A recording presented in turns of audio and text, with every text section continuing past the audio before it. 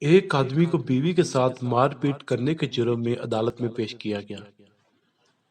جج نے شوہر کی زبانی پورا واقعہ توجہ سے سنا اور مستقبل میں اچھا برتاؤ کرنے کی تنبیہ دے کر چھوڑ دیا۔ اگلے ہی دن آدمی نے بیوی کو پھر مارا اور پھر عدالت میں پیش کیا گیا۔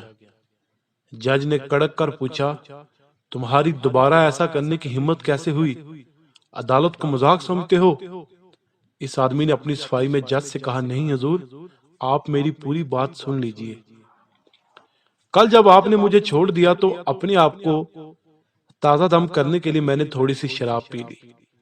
جب اس سے کوئی فرق نہیں پڑا تو تھوڑی تھوڑی کر کے میں پوری بوتل پی گیا۔ پینے کے بعد جب میں گھر پہنچا تو بیوی چلا کر بولی، نالائق، آ گیا ہے نالی کا پانی پی کر۔ حضور، میں نے خاموشی سے سن لیا اور کچھ نہیں کہا۔ تھوڑی دیر بعد وہ پھر بولی، کم وقت کچھ کام دھندا بھی کیا کر، یا صرف پیسے برباد کرنے کا ہی ٹھیکہ لے رکھا ہے۔ حضور، میں نے پھر بھی کچھ نہیں کہا اور سونے کے لیے اپنے کمرے میں جانے لگا۔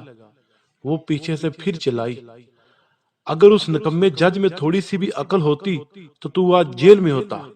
بس حضور، عدالت کی توہین مجھ سے برداشت نہیں ہوئی اور پھر کمرہ عدالت تالی سے گونج اٹھا۔